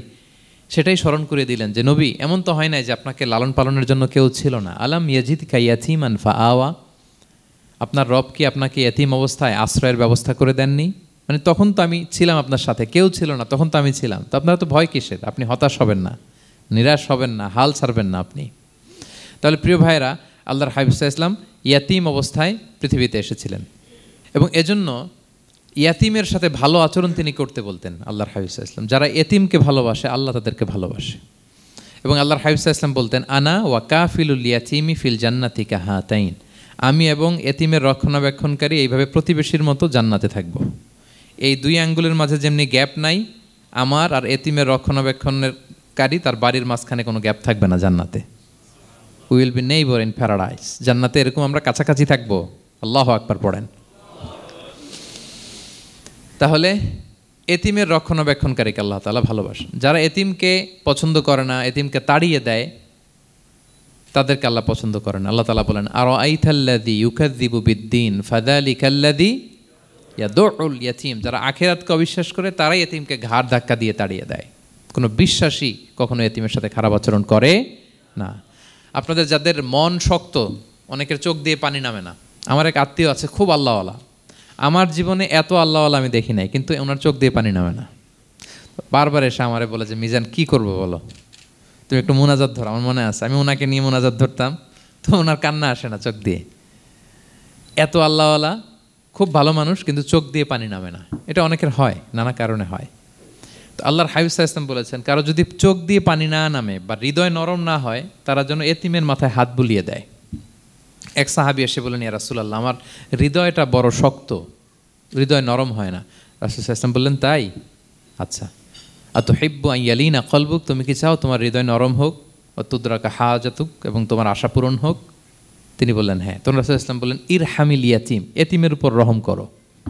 ওয়ামসা আলা রাসি, এতিমের মাথায় হাত বুলিয়ে দাও। ওয়া আতইমহু মিন তুআমিক, তোমার খাবার এতিমকে খাওয়াও। তালিনু কলবুক, তোমার অন্তর নরম হবে। তুদরাকা হাজাতুক, তোমার ইচ্ছা পূরণ হবে। তাহলে হৃদয় যদি শক্ত থাকে, কার মাথায় হাত বুলাবেন? বুলাইছেন কখনো? হ্যাঁ, বুলিয়েছেন? খুঁজে খুঁজে হাত বুলাবেন। বাংলাদেশে তো অনেক অরফেনেজ আছে, অনাথ আশ্রম, ওখানে যাবেন। সুযোগ হলে একদিন যে একটু লাঞ্চ করলেন ওদের সাথে বসে, ডিনার করলেন, একসাথে খেলেন, ওদের মাথায় হাত বুলিয়ে দিলেন, সাধ্যমতো কিছু উপহার হাতে তুলে দিলেন, আপনার ইচ্ছা পূরণ হবে আর আপনার হৃদয় নরম হবে ইনশাআল্লাহ। আর এতিমকে আদর করা মানে নবী সাল্লাল্লাহু আলাইহি ওয়াসাল্লামের প্রতি ভালোবাসা দেখানো, কারণ আমার নবী এতিম হয়ে বড় হয়েছেন। এতিমের প্রতি ভালোবাসা প্রকারান্তরে নবী সাল্লাল্লাহু আলাইহি ওয়াসাল্লামের প্রতি ভালোবাসা দেখানো হয়, কারণ আমার নবী এতিম হয়ে বড় হয়েছেন। সুবহানাল্লাহ। কিন্তু তার বিপরীতে আমরা সমাজে কি দেখি? এতিমের মাথায় হাত বুলানো তো দূরের কথা, এতিমের সম্পদও খেয়ে ফেলে অনেকে। হ্যাঁ, এরকম আছে না? হ্যাঁ, এতিমের সম্পদ দেদারসে গিলতেছে। কি যে আমাদের চিন্তাধারা! দেখবেন, যে লোকটা এতিমের সম্পদ গিলে, ওরা রোজা অবস্থায় এক ঢোক পানি গিলাতে পারবেন কিনা দেখেন। যে বলেন একটু পানি খান তো, যে খাবে না কেন? হারাম। তো ওই হারাম কিন্তু গিলতেছে ইচ্ছা মতো। রোজা অবস্থায় এক ফোঁটা আপনি পানি গিলাতে পারবেন না, এরে কেন? হারাম। কিন্তু ওইদিকে ভাতিজার সম্পদ গিলতেছে দেদারসে। আল্লাহ বলেন, এটা ভাতিজার সম্পদ না, এটা তুমি জাহান্নামের আগুন পেটে ঢুকাচ্ছ। জাহান্নামের আগুন। ইন্নাল্লাযীনা ইয়াকুলুনা আমওয়ালাল ইয়াতামা যুলমান ইন্নামা ইয়াকুলুনা ফি বুতুনিহিম নারা ওয়া সায়াসলাউনা সাঈরা। যারা এতিমের সম্পদ খায়, এটা সম্পদ না, এটা জাহান্নামের আগুন তুমি পেটে ঢুকাচ্ছ। সো এতিমের প্রতি যেন আমরা নমনীয় হই, তাদের মাথায় হাত বুলাই, তাদের জন্য খরচ করি, তাদের প্রতি যেন আমরা দয়াদ্র হই, কারণ আমার নবী এতিম অবস্থায় বড় হয়েছেন। তাহলে নবী সাল্লাল্লাহু আলাইহি ওয়াসাল্লামকে এটা স্মরণ করে দিলেন, নবী আপনি তো এতিম ছিলেন, আমি তো আপনাকে রক্ষণাবেক্ষণের ব্যবস্থা করছি। আর কি করেছি? ওয়াজাদাকা দাল্লান ফাহাদা, নবী আপনাকে আমি এমন অবস্থায় পেয়েছি, আপনি পথ খুঁজতেছিলেন, আমি আপনাকে পথ দেখিয়েছি। You are searching the right path and I guided you to the right sense of direction. আপনি পথ খুঁজতেছিলেন, আমি পথ দেখাইছি। এখানে দল্লানের অর্থ পথভ্রষ্ট করা যাবে না। ওয়াজাদাকা দল্লান, হে নবী আপনাকে আমি পথভ্রষ্ট পেয়েছি, পরে পথ দেখাইছি, এরকম বলা যাবে না। এটা আল্লাহর হাবিব সাল্লাল্লাহু আলাইহি ওয়াসাল্লামের ক্ষেত্রে প্রযোজ্য নয়। অনেক বাংলা তাফসীর অর্থে আমি দেখেছি পথ হারা, নবী আপনাকে আমি পথ হারা পেয়েছি, পথ দেখেছি, এটাও খুব একটা সুন্দর না। সবচেয়ে সুন্দর হচ্ছে নবী আপনি পথ খুঁজতেছিলেন, সত্যের অনুসন্ধানী ছিলেন। অনেক সময় দেখবেন অনেক পথিক যেতে যেতে এমন এক জায়গায় যায়, দেখে 3 রাস্তা কিন্তু কোনো সাইনবোর্ড নাই। পুরাতন রাস্তাগুলোতে এরকম অনেক সময় হতো না আমাদের, 3 দিকে রাস্তা, কোনো সাইনবোর্ড নেই, তো যাবো কই? এটা বুঝালেন যে নবী আপনি পথ খুঁজতেছিলেন, আমি আপনাকে দেখিয়েছি, হে নবী এটাই সিরাতুল মুস্তাকিমের পথ। ওয়াজাদাকা দাল্লান ফাহাদা, আপনি পথ খুঁজতেছিলেন, আমি আপনাকে পথ দেখিয়েছি। তো ছোটবেলায় সাথে ছিলাম, পথ খুঁজতেছিলেন, পথ দেখালাম, আমি আপনার ভুললাম কোথায়? কাফিরদের কথায় মন খারাপ করেন কেন যে তারা বলে আমি আপনাকে ভুলেছি, ছেড়েছি? নো, নেভার এভার, আমি আপনার সাথেই আছি। তারপরে আল্লাহ তাআলা বললেন, ওয়াজাদাকা আইলান ফাআগনা, তিনি আপনাকে রিক্ত হস্ত, নিঃস্ব পেয়েছেন, সম্পদহীন অবস্থায় পেয়েছেন, পরে সম্পদশালী করেছেন। সুবহানাল্লাহ।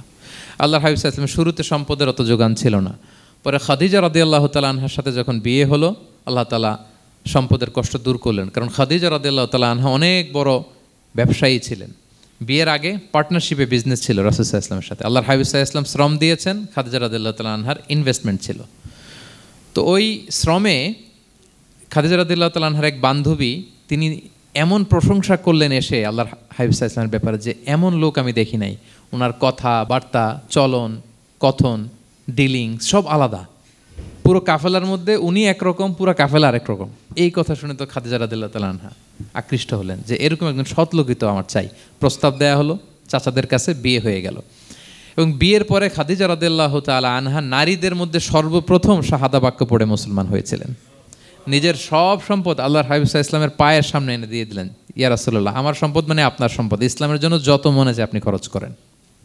ওয়াজাদাকা আইলান ফাআগনা, আপনাকে আল্লাহ নিঃস্ব পেয়েছেন, সম্পদের ব্যবস্থা করে দিলেন। পরবর্তীতে মদিনায় যে খায়বার যুদ্ধের পরে অনেক সম্পদের ব্যবস্থা আল্লাহ তাআলা করে দিয়েছিলেন। তাহলে ছোটবেলায় ইয়াতিম ছিলেন, আল্লাহ টেক কেয়ার করলেন। পথ খুঁজতেছিলেন, আল্লাহ পথ দেখায় দিলেন। আর্থিক সমস্যা ছিল, এটাও আল্লাহ দূর করে দিলেন। এবার আল্লাহ তাআলা বিষ্ণু ঈসা ইসলামকে 3টা ওয়ার্ক প্ল্যান দিবেন, কর্মসূচি। 1 নম্বর কর্মসূচি হচ্ছে ফাআম্মাল ইয়াতীমা ফালা তাকহার। নবী খবরদার, এতিমের সাথে কখনো কঠোর আচরণ করবেন না। 1 নম্বর কর্মসূচি, কারণ আপনিই তো এতিম ছিলেন। এতিমের দুঃখ আপনি না বুঝলে বুঝবে কে? এতিমের সাথে কখনো কঠোর হবেন না। আল্লাহর হাবিব সাল্লাল্লাহু আলাইহি ওয়াসাল্লাম কখনো এতিমের সাথে কঠোর হন নাই। এতিম তো দূর কি বাত, কারোর সাথে তিনি কঠোর হন নাই। ওনার কাছে চাইলে উনি না বলতে পারতেন না। নো, নাই, দিব না, এটা বলতে জানতেন না। নো ওনার ডিকশনারিতে ছিল না, চাইলেই দিতেন। একবার আল্লাহর হাবিব সাল্লাল্লাহু আলাইহি ওয়াসাল্লামের কাছে একটা জামা, কয়টা? আপনার জামা কয়টা? আমার জামা কয়টা? জুব্বা তখন কয়টা ছিল? মাত্র একটা। তো এক ফরিয়াদি এসে বলে, ইয়া রাসূলুল্লাহ আতিনি কামিসান, আমার একটা জামা দেন, আমার জামা নাই। নবী সাল্লাল্লাহু আলাইহি ওয়াসাল্লামের জামা কয়টা তখন? ওনার কাছে চাইলে উনি না বলতে পারতেন, খুলে দিয়ে দিয়েছেন, নাও। এখন ওনার জামা আছে কয়টা? তো জামাও নাই, বেরও হতে পারে না। কি এক মুসিবত! আল্লাহ তাআলা আয়াত নাজিল করলেন, ওয়াল্লাযীনা ইযা আনফাকু লাম ইউসরিফু ওয়া লাম ইয়াকতুরু ওয়া কানা বাইনা যালিকা কাওয়ামা। নবী হে, যারা বিশ্বাসী তারা দানের সময় ভারসাম্য করবে। মানে অনেকগুলো থাকলে আপনার একটা দিতেন, ছিলই যখন একটা, ওইটার হকদার তো ফরিয়াদির চেয়ে আপনি বেশি। এখন যে দিয়ে দিলেন, আপনি পড়বেন কি? অনেকগুলো থাকলে না হয় আপনি দিতেন, ছিলই একটা, এটার সবচেয়ে যোগ্য, অধিকতম যোগ্য এবং হকদার তো আপনি। সুবহানাল্লাহ, সুবহান। কি নবী ছিল, কি নবী ছিল! না বলতে পারতেন না, মানুষকে ফিরিয়ে দিতে জানতেন না।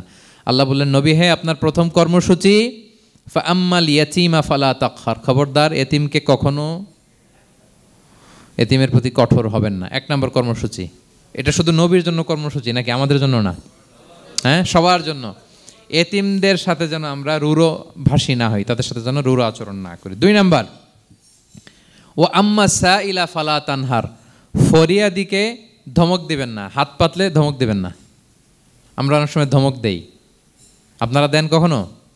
না, আমরা দিতে পারবো না, ধমক দিতে নিষেধ করেছেন আল্লাহ তাআলা। আম্মা সাইলা ফালা তানহার। যদি না থাকে বুঝিয়ে বলেন যে এখন পারতেছি না, কিন্তু ধমক দিবেন না কখনো। কারণ আপনি এখন বড় সাহেব হয়ে গেছেন, প্রাইভেট কারের পাশ থেকে দেখবেন যে স্যার 2টা টাকা দেন, কিছু খাই নাই। হায় রে, ছিঁড়া কাপড়, মলিন চেহারা, ভাঙ্গা একটা থালা হাতে নিয়ে, স্যার 5টা টাকা দেন। আল্লাহ আপনারে স্যার বানাইছে আর ওরে বানাইছে ভিখারি। আচ্ছা বলেন তো, জায়গাটা চেঞ্জ করতে আল্লাহর কত সময় লাগে? ওরে ভিতরে বসায় স্যার বানাবে আর আপনারে ভাঙ্গা একটা থালা দিয়ে এরকম ওই যে টোল টোল যেখানে নেয় ওখানে দাঁড় করাবে। বলেন আল্লাহর কয় সেকেন্ড লাগবে? লাগবে? লাগবে? 1 সেকেন্ডও লাগে না। সো ও আম্মা সাইলা ফালা তানহার। ফরিয়াদিকে ধমক দিয়ে তাড়িয়ে দিও না, খবরদার। ওকে আল্লাহ ফরিয়াদি বানিয়ে পরীক্ষা করছে, আর তোমাকে আল্লাহ সম্পদশালী বানিয়ে পরীক্ষা করছে। তাহলে 1 নম্বর কর্মসূচি ছিল এতিমের সাথে রূঢ়ভাষী হবেন না। 2 নম্বর হচ্ছে ফরিয়াদিকে ধমক দিবেন না। 3 নম্বর, ওয়া আম্মা বিনি'মাতি রাব্বিকা ফাহাদ্দিস। আল্লাহ তাআলা আপনাকে যে নেয়ামত দিয়েছে, এই নেয়ামতের আপনি কি করেন? বর্ণনা করেন। ওয়া আম্মা বিনি'মাতি রাব্বিকা ফাহাদ্দিস। আল্লাহ নেয়ামতের বর্ণনা করেন, শুকরিয়া করেন। কারণ আল্লাহ তাআলা আমাদের অনেককে ইয়াতিম বানায় নাই, আমাদেরকে ফরিয়াদি বানায় নাই। আমরা অনেকেই আছি, আমরা এখনও ইয়াতিম না। আমার আব্বা আম্মা এখনও বেঁচে আছেন, আমাদের অনেকের আব্বা আম্মা বেঁচে আছেন। ইয়াতিম মূলত ছোট অবস্থায় যদি বাবা মারা যায় তাকে আরবিতে ইয়াতিম বলে। মান মাতা আবুহু ওয়া হুয়া সগীর। কেউ ছোট, তার বাবা মারা গেছে, তাকে শরীয়তের পরিভাষায় কি বলে? ইয়াতিম। তা আমরা অনেকেই তো ইয়াতিম না, আমরা অনেকেই তো অন্যের কাছে হাত পাতা লাগে না। তো আমরা ভালো আছি না? আমাদের দেখবেন যে প্রায় হিসাবটা হচ্ছে আমার কি নাই। আমাদের হিসাবটা কি? কি নাই। কি যে আছে এটার হিসাব করে কুলানোও যাবে না, ঠিক কিনা বলেন? হ্যাঁ, ঠিক যেই মুহূর্তে এখানে বসে আমরা এই চমৎকার ইফতারি নিয়ে বসে আছি, ঠিক একই মুহূর্তে দেখবেন যে হসপিটালের আইসিইউতে শুয়ে শুয়ে কাতরাচ্ছে অনেকে। হ্যাঁ, ঠিক এই মুহূর্তে কিডনি ডায়ালিসিস চলতেছে, দেখছেন? কিডনি পেশেন্ট এদিকে ছিদ্র করে ব্লাড সব বের হয়ে রিফাইনিং হয়ে আরেক দিক দিয়ে ঢুকে। ওর চিৎকার শুনলে, বার্ন ইউনিটে গেছেন কখনো? আগুনে পোড়া রুগী, আপনার তো অনেক কিছু নাই, আমার এটা নাই, ওইটা নেই, আল্লাহ এটা দিল না, এটা নিয়ে আসেন। আপনি বার্ন ইউনিটে একদিন যায়েন, তাহলে বুঝবেন যে আল্লাহ আপনারে কত শান্তিতে রেখেছে। না খেয়ে কয় রাত কাটিয়েছি আমরা, বলেন তো? কত লোক বাড়ি ভাড়া পরিশোধ করতে পারে না, ঋণের বোঝায় জর্জরিত, দুরারোগ্য ব্যাধিতে আক্রান্ত, ক্যান্সারের লাস্ট স্টেজে, তাদের সাথে একটু দেখা করেন। 4th স্টেজে চলে আসছে ক্যান্সার পেশেন্ট, তার চেহারা, তার খাবার, তার চলাফেরা, কিভাবে তার প্রতিটা সেকেন্ড কাটে, একটু দেখে আসবেন, তাইলে বুঝবেন যে কত আল্লাহর দেয়া নেয়ামতের সাগরে হাবুডুবু খাই আমরা। এই জন্য আল্লাহ বলেছেন 3 নম্বর কর্মসূচি হচ্ছে ওয়া আম্মা বিনি'মাতি রাব্বিকা ফাহাদ্দিস, আল্লাহ নেয়ামতের শুকরগুজার হও। আল্লাহ যে নেয়ামত দিয়েছে এই নেয়ামত তুমি বর্ণনা করো। অনেকে আছে আল্লাহ নেয়ামত দিলে ওটা প্রকাশ করতে চায় না, এটা আল্লাহ পছন্দ করে না। মানে আপনি যদি অনেক সম্পদশালী হন, আপনি সুন্দর পরিচ্ছন্ন জামা পরবেন, মানুষকে দান করবেন, আপনার বাড়ি ঘর সুন্দর হবে, এটা নিষেধ নয়, এটা ভালো। আপনি আল্লাহর দেয়া নেয়ামত ব্যবহার করতে পারবেন এবং বলতেও পারবেন, কিন্তু শুকরান লা ফখরান, শুকরিয়া স্বরূপ বলবেন, ফখর করে অহংকার করে না। বলতে পারেন আলহামদুলিল্লাহ, আল্লাহ তালা আমাকে 4টা ছেলে দান করেছে, 4 জন হাফেজ, আল্লাহ তালা আমাকে থাকার মতো একটা ঘর দিয়েছে, একটা বাড়ি দিয়েছে, একটা গাড়ি দিয়েছে, সম্মান নিয়ে সমাজে চলার মতো আল্লাহ তালা আমাকে দিয়েছেন। এটা যদি আপনি শুকরিয়া স্বরূপ বলেন, এটাতে সমস্যা নেই, কিন্তু অহংকার নিয়ে বলা যাবে না। ইন্নাল্লাহ ইউহিব্বু আন ইয়ারা আসারা নি'মাতিহি আলা আবদিহি, আল্লাহ তালা যে নেয়ামত তার বান্দাকে দিল ওইটার একটা নমুনা দেখতে আল্লাহ পছন্দ করে। আল্লাহ বানাইছে আপনার বিলিয়নিয়ার, আপনি হচ্ছেন ছেঁড়া পরা জামা পরে চলেন, হবে? বানাইছে আল্লাহ তালা আপনাকে অনেক সম্পদশালী, আপনার চলা ফেরা কোনো রুচিই নাই, এটা হইল না। আল্লাহ চায় যে তোমার যে নেয়ামত দিছে এটার একটা নমুনা তোমার মধ্যে থাক, এটাও শুকরগুজার হওয়ার একটা আলামত। তাহলে 3 নম্বর কর্মসূচি কি? ওয়া আম্মা বিনি'মাতি রাব্বিকা ফাহাদ্দিস, আল্লাহর নেয়ামতের শুকরগুজার হও, আল্লাহ তালা যে নেয়ামত দিয়েছে সেটা বর্ণনা করো। তাহলে প্রিয় ভাইয়েরা, সূরাতুদ দোহা এটা হচ্ছে একটা মোটিভেশনাল সূরা, আশা জাগানিয়া সূরা, অ্যান্টি ডিপ্রেশন বলি আমি এই সূরাটাকে। ডিপ্রেশন থাকলে চলে যাবে, কারণ ওয়ালাল আখিরাতু খায়রুল লাকা মিনাল উলা, হে নবী আপনার পরবর্তী সময় আপনার পূর্ববর্তী সময়ের চেয়ে ভালো। সবসময় আশাবাদী হবেন। সূরা দোহার 1 নম্বর শিক্ষা হচ্ছে বি অপটিমিস্টিক, মানে অপটিমিজম, আশাবাদী হওয়া, নিরাশ হওয়া যাবে না। বিশ্বাসীদের, মুমিন মুসলিমের ডিকশনারিতে হতাশা নিরাশা নাই, আমার ডিকশনারিতে অন্তত নাই, আপনাদের আছে কিনা জানি না। আজকে থেকে বলেন আপনাদের ডিকশনারিতে হতাশা নিরাশা রাখবেন? আমাদের কোনো হতাশা নাই, নিরাশা নাই, কারণ আমরা যে পরিস্থিতিতে থাকি না কেন আমাদের সাথে কে আছেন? লা তাহজান ইন্নাল্লাহা মা'ানা, চিন্তিত হয়ো না, আল্লাহ আমার সাথে আছেন। আল্লাহ আমার সাথে আছেন বললেই দেখবেন মুস্কানের মতো এক তাকবীর আপনার মুখ দিয়ে বেরোচ্ছে, এমন এনার্জি বেরোচ্ছে, গোটা বিশ্ব আপনি জয় করে ফেলবেন তখন। এটাই আমাদের সবচেয়ে বড় পাওয়ার। আমাদের সাথে কে আছে? ইন্নাল্লাহা মা'ানা, আল্লাহ তাআলা আমাদের সাথে আছেন। তাহলে সূরা দোহার আজকের তাফসীরের 1 নম্বর লেসন হচ্ছে optimism. Believer should be optimistic always. বিশ্বাসীরা আশাবাদী হয়, নিরাশ হয় না, হতাশ হয় না, হাল ছাড়ে না। বিশ্বাসীরা ভরসা রাখে এক মহান সত্তার উপর। আওয়াজ করে বলেন তো তিনি কে? আল্লাহর উপর ভরসা রাখে, আমরা নিরাশ হই না। 2 নম্বর শিক্ষা হচ্ছে গ্রেটফুলনেস, কৃতজ্ঞতা। আপনার জীবনে অনেক কিছু আছে, নাই নাই বলবেন না, শুধু কমপ্লেইন করবেন না। অনেকে দেখবেন শুধু অভিযোগ, এটা নাই ওইটা নাই, এই পাইলাম না, ওর আছে এটা, ওর, আমার সাথে কেন এমন হয়, আমার সাথে শুধু আমার সমস্যা। এগুলো যারা বলে তাদেরকে আল্লাহ নেয়ামত আরও ছিনিয়ে নেয়। বরং যারা অল্প পেয়েও বলে আলহামদুলিল্লাহ, তাদেরকে নেয়ামত দেওয়ার ধারাবাহিকতা আল্লাহ তাআলা অব্যাহত রাখেন। সব অবস্থায় আলহামদুলিল্লাহ, যে কোনো পরিস্থিতিতে, যে কোনো অবস্থায় কি বলবো আমরা? আপনি খেয়াল করে দেখেন না যে আপনার কি কি আছে, কত কিছু যে আপনার আছে, অবাক করা। 3 নম্বর কাইন্ডনেস। 3 নম্বর লেসন হচ্ছে কাইন্ডনেস, দয়া। আমরা যেন অন্যের প্রতি দয়াশীল হই। আপনি অন্যের প্রতি দয়ালু হলে আপনার প্রতি দয়ালু হবো কে? ওয়াল্লাহু ফি আউনি আবদিহি মা দামাল আবদু ফি আউনি আখি। আল্লাহ ততক্ষণ পর্যন্ত কোনো বান্দার সাহায্যে থাকে যতক্ষণ পর্যন্ত ওই বান্দা তার ভাইয়ের সাহায্যে থাকে। তাহলে বলেন তো, আল্লাহর সাহায্য পাওয়ার প্রথম শর্ত কি? অন্যের জন্য সাহায্যের হাত বাড়িয়ে দেওয়া। তাহলে মনে থাকবে তো? নাকি এতিমকে ধাক্কা দিয়ে বের করে দিবেন? ফরিয়াদিকে ধমক দিবেন একটা? বড় সাহেব তো আপনি, বড় স্যার, খবরদার। তাহলে 1 নম্বর লেসন অপটিমিজম। আমরা হতাশ হব না, হতাশা আমাদের ডায়েরিতে নাই, আমরা আশাবাদী, আমরা আল্লাহর রহম ভরসার ভিখারি, ঠিক কিনা বলেন?